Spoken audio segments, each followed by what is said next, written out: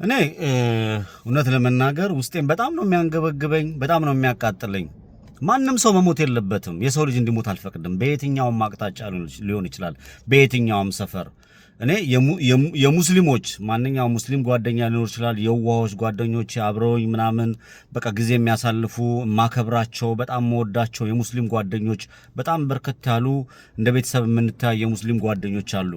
ይህ ማለት የሙስሊሞች አስተምሮት ትክክል ነው ማለት አይደለም። በብዙ አቅጣጫ ብዙ ነገር መገምገም እችላለሁ። እድሜም ብዙ ነገር የማይበት እድሜ ነው። ስክን ብዬ ነው የማወራው። ሙስሊሞች ያላችሁ ሙስሊሞች አስተምራችሁን አስተምሮ የሙስሊም አስተምሮ ምንድን ነው የሚለውን ነገር በድጋሚ እንድገመግሙ በድጋሚ ለምሳሌ የኔ ሃይማኖቴ ምንድን ነው የሚለው ሃይማኖቴ የሚለው ምንድን ነው? ግራህን ለመታ ቀኝህን ስጠው ይላል። ለጠላት ጸልይለት እንጂ ረዳ አይልም። ጠላትህን እንደ ራስህ አድርገህ ውደድ ይላል። በአንተ ላይ ሊደረግ የማትፈልገውን ነገር በሌላ ሰው አታድርግ ይላል። የሙስሊም አስተምሮ አስተማሪዎች ግን የሚያስተላልፉትን መልእክት የሚናገሩትን ነገር እያንዳንዱን ተመልክቻለሁ፣ እያንዳንዱን አይቻለሁ።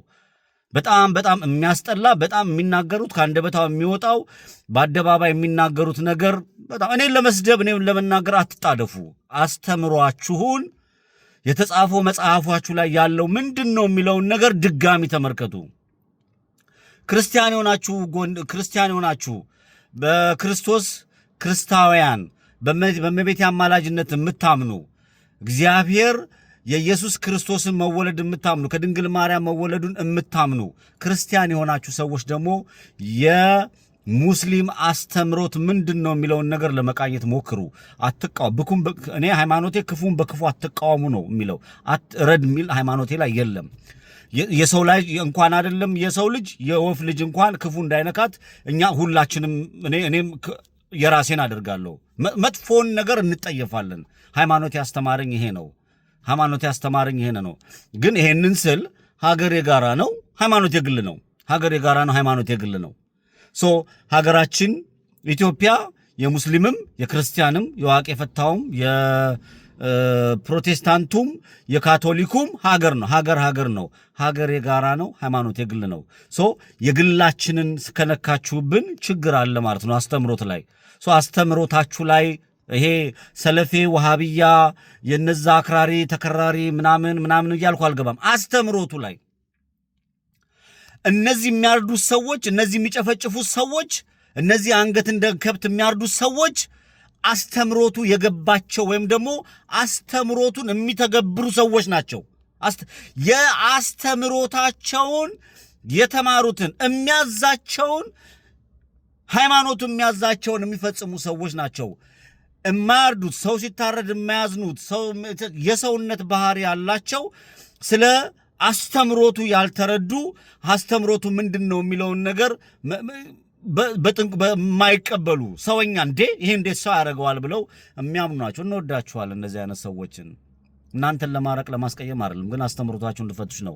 ከዛ ውጪ በኢትዮጵያ ኦርቶዶክስ ቤተ እምነት ውስጥ ያሉ ወይም ደግሞ በዚህ በቤተ እምነት ውስጥ ልክ እንደ ፓራሳይት ተጠግተው ሃይማኖተኛውንም ይሄ ምንድነው ምእመኑንም ለጥቅመኝነት የሚፈልጉ የአህላፍ ዝማሬ የሚሉ እነ ሄኖክ ኃይሌ እነ መምህር ወድራ ስለ ሰማይ ስለ ከዋክብት ምናምን የሚያስተምሩን እስራቸው የሰው ልጅ ሲታረድ አንገታቸውን ምናምን አንደበታቸውን ተንፈስ የማያደርጉ እሸቱ የየገዳም እየገባ መነኩሴ እያሯሯጠ የሚቀርጽ አንዲትን ልጅ ወደ ቤተ ክርስቲያን የምትቀርቡ ወይ ደግሞ ወደ ቤተ ክርስቲያን የመጡት ኖርማል አይደለም ብሎ የሚቃወም ግን ለሱ ኦርቶዶክስ ቤተክርስቲያን የኦርቶዶክስ እምነት ተከታዮች አንገታቸው ሲታረድ ለእሸቱ ቲዩብ ወይም ደግሞ ይሄ ዶንኪ ቲዩብ ለምትሉት እሸቱ ለሱ ኖርማል ነው።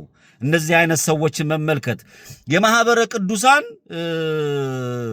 ይሄን ነገር አስተባብሮ ወደ አደባባይ ወጥቶ ስለ ክርስቲያን መታረድና ስለ ክርስቲያኖች መገደል ስለ ክርስቲያኖች መጨፍጨፍ በአደባባይ ወጥቶ ይሄ ትክክል አይደለም ይሄ ነው ብሎ የማይናገር ግን በህዝቡ ቪወርስ የሚፈልግ ወይም ደግሞ የራሱን ጥቅም የሚያስከብር ነው። እሸቱ ሚስትም ልጅም አለው። እነዛም የሚከረዱት የሚታረዱት ሚስትም ልጅም አላቸው። ታርደው የሚሞቱት ሰዎች ቤታቸው ልጅና ቤተሰብ ይጠብቃቸዋል። እነሱም ልክ እንደኔ እኔ አሁን ልጆች አሉ። ልጆች ይጠብቁኛል፣ ያዩኛል፣ በርበሩ ነው ያሉ። የሙስሊምም እኮ ወንድሞቻችን ልጆች አባቶቻቸው ወጥተው ከሆነ እስኪመለሱ በርበር ያሉ። ስለዚህ አስተምሮቱ ላይ ችግር ስላለ እየታረደ ነውና የሰው ልጅ ስቃይና መከራ እንደ ራስ አይተህ ሰውነትህን ቆንጠጥ አድርገህ ኖ ካላርክ ተባባሪ ነህ ማለት ነው። ስለ እውነት መናገር ካልቻልክ፣ ስለ እውነት ማውራት ካልቻልክ ተቀባይነት የለውም።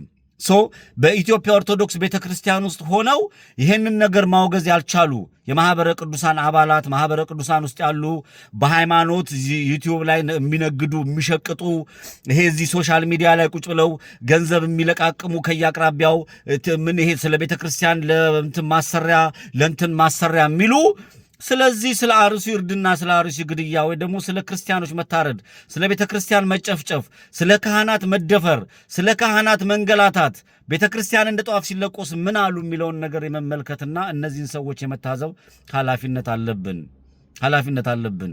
ስለ አስትሮሎጂ ወይ ደግሞ ስለ ሰማይ መገለጥ ሊያስተምረኝ አይደለም። አላፍ ዝማሬ ብሎ በንጹሃን ደምና በንጹሃን ደም ላይ መረማመድ አይደለም። ምን አለ ስለ ክርስቲያን? ያዳነች አበቤ ቅምጥ ዲያቆን ሄኖክ ኃይሌ፣ የአብይ አህመድ ቅምጥ ዲያቆን ዳንኤል ክብረት፣ ይሄ የነ ሽመልስ አብዲሳና የነ አዳነች አበቤ ቅምጥ ደግሞ ሮዳስ የሚባሉ ሰዎች ምን አሉ ስለ ቤተ ክርስቲያን? ምን እያሉ ነው? ማየት፣ መመርመር፣ መመልከት። በቃ ይሄ ሐቁን ተናግሮ የሚቀበለውን የሚመጣውን ነገር መቀበል ሌላ ነገር ነው። እኔ አንዳንድ ሙስሊም ወንድሞቼና እህቶቼ ይሄን ነገር የምትቃወሙ አፕሪሼት አደንቃለሁ። ሰው ናችሁ። ግን ሰው ናችሁ ማለት ይሄንን ነገር የሚያርዱትና የሚገሉት የሙስሊም እምነት ተከታይ የሆኑት የአስተምሮት ችግር ስላለ ነው ብዬ አምናለሁና ያንን ተመልከቱት። በኢትዮጵያ ኦርቶዶክስ ቤተክርስቲያን የማህበረ ቅዱሳን አባላት በየገጠሙና በየገጠሩ የሰሩት ነገር ብዙ ነገር እንዳለ ቢገባኝም አሁን ግን እርድና ጭፍጨፋ ላይ ይሄ ወገኖቻቸው በአደባባይ ሲረገጡ እኔ እጠብቃለሁ። አደባባይ ግርብጥ ብሎ ወጥቶ ኖ ብሎ ይሄንን ስርዓቱን ነው ጭራሽ አብይ አህመድ ዛሬ ሲሰማ ደግሞ የሰላም ሚኒስትር የኦሮሚያ የሰላም ምናምን የጸጥታ ምናምን ኃላፊ እነ ሽመልስ አብዲሳ ሆነው ሸኔና ፋኖ ነው የሚል ድራማ ይዘው መጥተው በአደባባይ የሆነ ነገር የፖለቲካ ስራ ለመጫወት የፖለቲካ ትኩሳታቸውን ለማብረድ የሄዱበትን ነገር ስትመለከት የቅዱስ ሲኖዶስ አባላቶች ወይም ደግሞ ቅዱስ ሲኖዶስ ውስጥ የተቀመጡ ይሄ ጸሐፊው አቡነ ማን ነው?